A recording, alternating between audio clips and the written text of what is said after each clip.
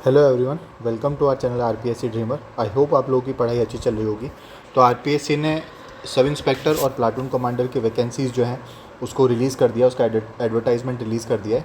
और total 1015 post पे ये वैकेंसीज़ है, जिसमें 896 ऐसे ही एपी की पोस्ट हैं। इसके अलावा सहरिया की 4 हैं। ऐसे ही आईबी के अंदर 26 पोस्ट हैं। प्लाटून कमांडर आरएससी की 64 पोस्ट है। इस तरीके से कुछ पोस्ट इसके अंदर टोटल 1015 वैकेंसीज़ हैं, जो कि सफिशेंट हैं। काफ़ी अच्छी वैकेंसीज़ इस बार आरपीएससी ने रिलीज़ करी है। ठीक है, कुछ इंपॉर्टेंट चीज़ें मैं बता लेता हूँ आपको इसके अंदर कि L11 की इसकी पे मैट्रिक्स है, यानी कि लगभग 4200 का ग्रेड पे है। और जो 2 साल का टाइम रहता है आपको प्रोबेशन में, उसमें आपको फिक्स्ड रीम्यूनरेशन यहाँ पे मिलता है। अब इसमें एज लिमिट जो है आपकी मिनिमम 20 साल और मैक्सिमम 25 साल की रहेगी। 1/1/2026 से आपकी इसमें आयु की गणना की जाएगी। ठीक है, उसके अलावा एक चीज़ और है कि चूँकि ये वैकेंसी 2021 के बाद आई है, तो इस वजह से 3 साल की छूट जो है सभी अभ्यर्थियों को दी गई है। और इसके अलावा इस रेस्पेक्टिव कैटेगरीज़ के अंदर इनको जो है अलग अलग छूट यहाँ पे दी गई है। ठीक है, और एक और चीज़ है कि आपको एप्लीकेशन फॉर्म जो है वो 10 अगस्त से स्टार्ट हो जाएंगे आपके, और लगभग 8 जो है सितंबर तक आपके ये फॉर्म्स वगैरह चलेंगे। और बाकी कुछ इंपॉर्टेंट डिटेल्स है, आप एक बार इसको जो है गो थ्रू कर लीजिएगा। फ़ीस वगैरह का स्ट्रक्चर इसमें ऐसा रहेगा। ठीक है, और बाकी आपको पता ही है, जैसे कि एक तो हिंदी का पेपर होता है आपका 2 घंटे का, जो 200 मार्क्स का होता है। दूसरा जीके जीएस का पेपर होता है, जो कि 2 घंटे का होता है, 200 मार्क्स का, तो टोटल 400 मार्क्स का होता है। इसके बाद एक आपका फिजिकल का एग्ज़ाम होता है। ठीक है, और उसके बाद आपका इंटरव्यू होता है 50 मार्क्स का। इसके बाद आपकी मेरिट लिस्ट वगैरह तैयार होती है। ठीक है, तो उसके अंदर अभी अपन इतना नहीं जाते हैं। ठीक है, अब जो इम्पोर्टेंट चीज़ है हमारे लिए, उसके बारे में हम बात करते हैं, सेलेबस, और उसके बाद कौन कौन सी बुक्स हमको पढ़नी चाहिए। क्योंकि हमारे पास अभी समय है, तो इस वजह से हमको जो है उन्हीं जो अच्छे सोर्सेज हैं हमारे पास, अच्छे कंसेप्ट जो यहाँ से बनते हैं, उसको प्रिपेयर करेंगे हम। ठीक है, तो सबसे पहला है राजस्थान का जो आर्ट एंड कल्चर और हिस्ट्री है, उसके लिए आप आरबीएससी की 9th और 10th क्लास की बुक्स आती है, पहले इसकी रीडिंग मारेंगे।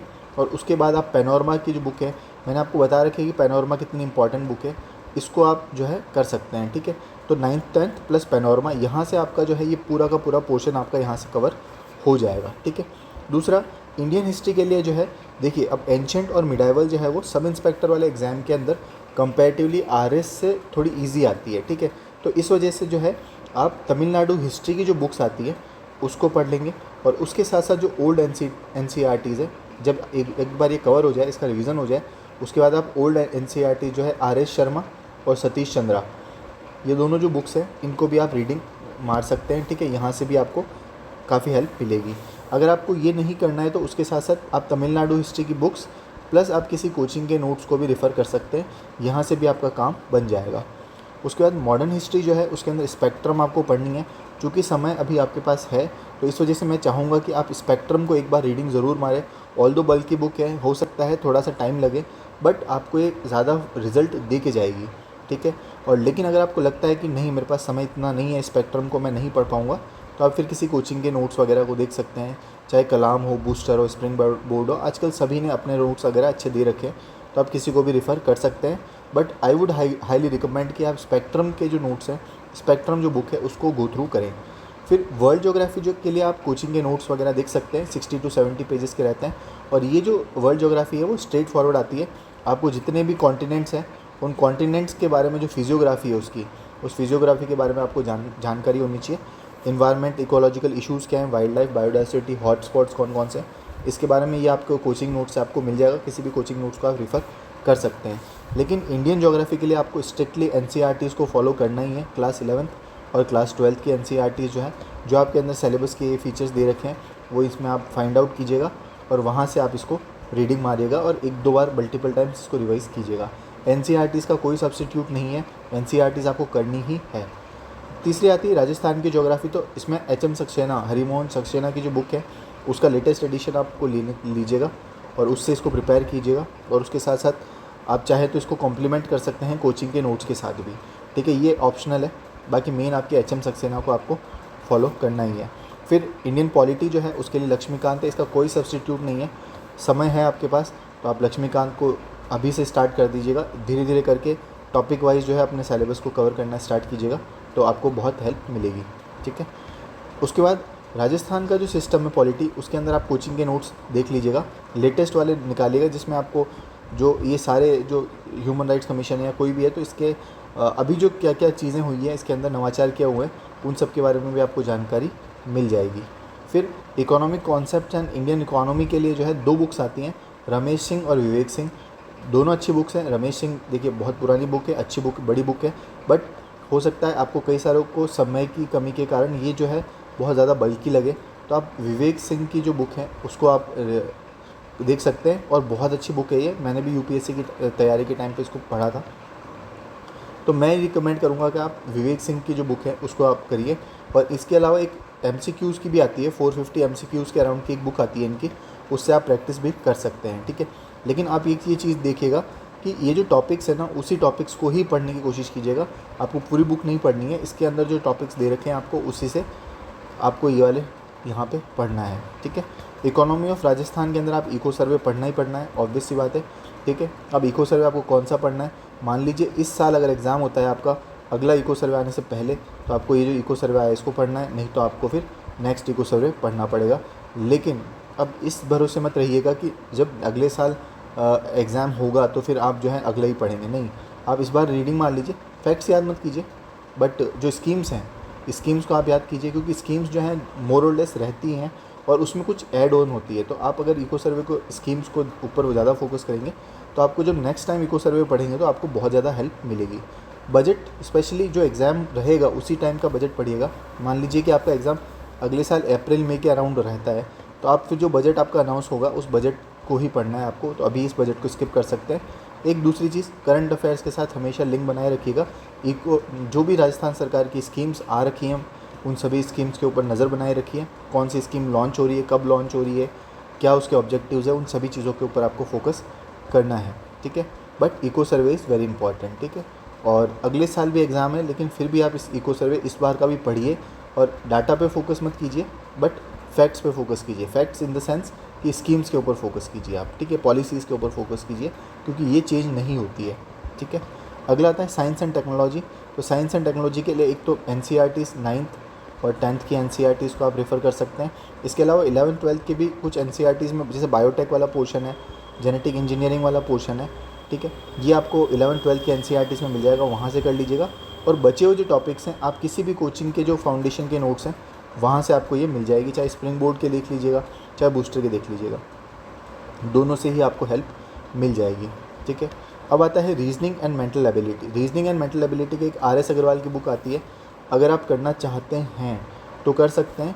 अदरवाइज़ मेरा ये सजेशन रहेगा कि आपके टेस्ट सीरीज़ जब ज्वाइन करेंगे तो उस टेस्ट सीरीज़ के अंदर आप इनकी प्रैक्टिस जब करेंगे, आप मान लीजिए, क्योंकि उसमें टॉपिक वाइज टेस्ट भी होंगे, तो आप 5 से 7 टेस्ट अगर आप दे देते हैं रीजनिंग एंड मेंटल एबिलिटी के, तो आपकी अच्छी प्रैक्टिस इसमें हो जाएगी। नहीं तो अगर आप चाहते हैं कि आपका वीक है ये पोर्शन, तो आप RS अग्रवाल को रेफ़र कर सकते हैं, वो मोर देन सफिशिएंट आपके लिए रहेगी। फिर लास्ट आता है करंट अफेयर्स। तो current affairs will play a important role, एक ये चीज़ ध्यान रखिएगा।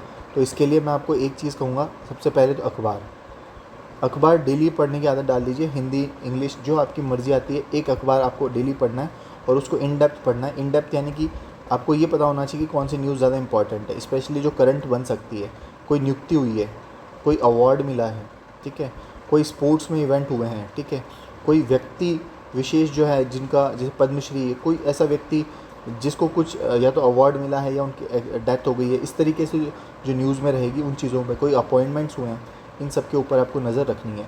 जब आप ये अखबार पढ़ लेंगे, उसके बाद जब आप वापस से मूमल की 2 महीने की जो बुक्स आती है, द्विमासिक जो आती है, उसको आप रेफ़र कर सकते हैं, या फिर ये करने के बाद फिर आप वार्षिकांक पे जाइए। तीनों चीज़ों को आप कॉम्प्लीमेंट कीजिएगा, ठीक है। मैं आपको यहाँ पे लिख लेता हूँ, ठीक है। एक, आपको अखबार, न्यूज़पेपर आपको पढ़ना ही पढ़ना है। न्यूज़पेपर आप डेली पढ़ेंगे, उसके बाद आप मूमल की 2 महीने की जो बुक्स आती है एक, उसको पढ़ना है, और उसके बाद जब आपका एग्ज़ाम आएगा उसके अराउंड आपकी वार्षिकांक निकलेगी, उसको पढ़ना है। यहाँ से होते हुए आपका करंट अफेयर्स के जो सवाल है उसमें आप देखेंगे कि 70 to 80% जो करंट अफेयर्स के सवाल है आप वो कर पाएंगे, जब आप इस पूरे के पूरे पैटर्न को फॉलो करेंगे। पहले अखबार, अखबार के बाद मूमल, और मूमल के बाद वार्षिकांक, ठीक है। अब अगर आप सीधा वार्षिकांक उठाएंगे तो बहुत सारे सवाल ऐसे हो सकते हैं जो आपसे टैकल ना हो, ठीक है। तो ये जो चीज़ थी, ये मैंने आपको बताया, GK GS का जो पेपर है उसके अंदर ये बुक लिस्ट आपको बताई मैंने।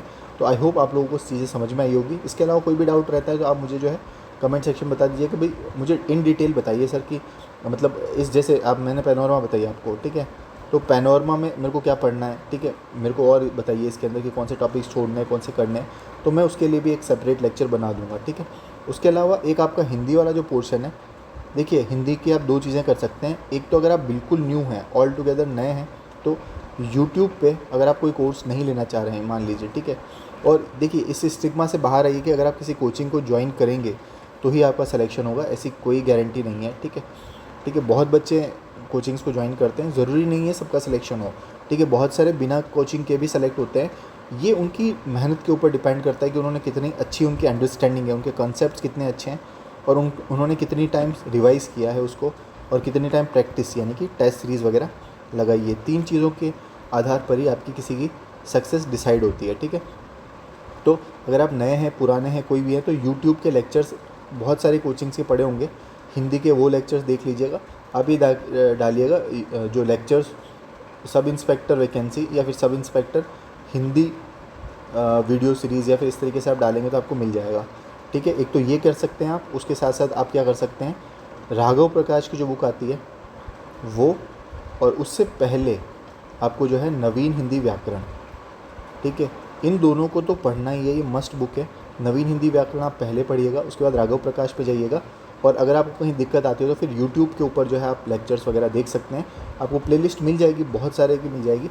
ज़रूरी नहीं है किसी एक फैकल्टी स्पेशल से पढ़ना आपको, ठीक है, जो आपका कोर्स कवर करवा रहा है उससे आप पढ़ सकते हैं, यहाँ से आपकी चीज़ें कवर हो जाएगी। जैसे समास है, मान लीजिए किसी बच्चे को समास में दिक्कत आती है, ठीक है, अब राघव प्रकाश ऐसी बुक है जहाँ से आप, हो सकता है अगर किसी ने बिल्कुल ही नहीं पढ़ा है तो उसको समास बिल्कुल समझ में नहीं आएगा, तो फिर आप जो है यूट्यूब पे एक बार लेक्चर देख लीजिए, समास की अंडरस्टैंडिंग ले लीजिए, कंसेप्ट समझ लीजिए, उसके बाद आप राघव प्रकाश नवीन हिंदी व्याकरण से थ्रू प्रैक्टिस कर लीजिए, यहाँ से हो जाएगा, ठीक है।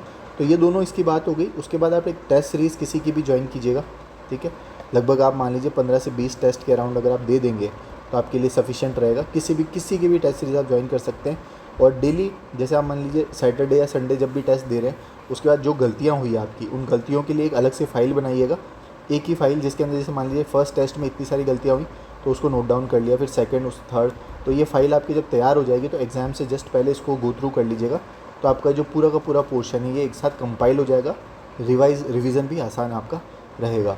तो आई होप आप सभी बच्चों को जो है ये बातें समझ में आई होगी। इसके अलावा भी कोई भी डाउट रहता है तो आप टेलीग्राम चैनल है मेरा, कमेंट सेक्शन के ऊपर आप मेरे को बता सकते हैं, ठीक है। और इसके अलावा स्पेसिफिकली आपको किसी एक पर्टिकुलर टॉपिक के अंदर जानकारी चाहिए, मान लीजिए आपको रीजनिंग से रिलेटेड या फिर आपको इकोनॉमिक्स से रिलेटेड कुछ टॉपिक मेरे से पढ़ने हैं, तो वो भी मैं यूट्यूब के ऊपर लेक्चर्स डाल दूँगा, तो वहाँ से भी आप देख सकते हैं। पर्टिकुलरली स्कीम्स जैसे हैं तो स्कीम से रिलेटेड मैं वीडियोज़ वगैरह डाल सकता हूँ, अगर आप डिमांड करेंगे तो मैं उसको भी डाल दूँगा, ठीक है। तो तब तक के लिए आप लोग पढ़ते रहिए, अपनी तैयारी को आज से ही स्टार्ट कर लीजिएगा और स्ट्रेटजी के साथ पढ़िएगा, ठीक है। जो आपको पहले लगता है कि जो ज़्यादा बल्कि सब्जेक्ट्स हैं उनको पहले तैयार कर लीजिए, और बाद में जो छोटे सब्जेक्ट्स हैं उनको बाद में तैयार कर सकते हैं। तो अपनी अपनी स्ट्रेटजी है जिसको आप फॉलो कर सकते हैं। इसके अलावा अगर आपको स्ट्रेटजी से रिलेटेड भी कोई वीडियो चाहिए मेरे से तो वो भी मैं बना दूँगा, ठीक है। तब तक के लिए आप लोग पढ़ते रहिए। All the best for your exam, and I wish कि आप सभी बच्चे जो है इस ऐसे एग्ज़ाम के अंदर अपीयर हों और बहुत अच्छे मार्क्स के साथ फाइनल सिलेक्शन लेके जाएँ, और सरकार के लिए और अब देश के लिए भी अच्छा सा काम करें। तब तक के लिए धन्यवाद। जय हिंद।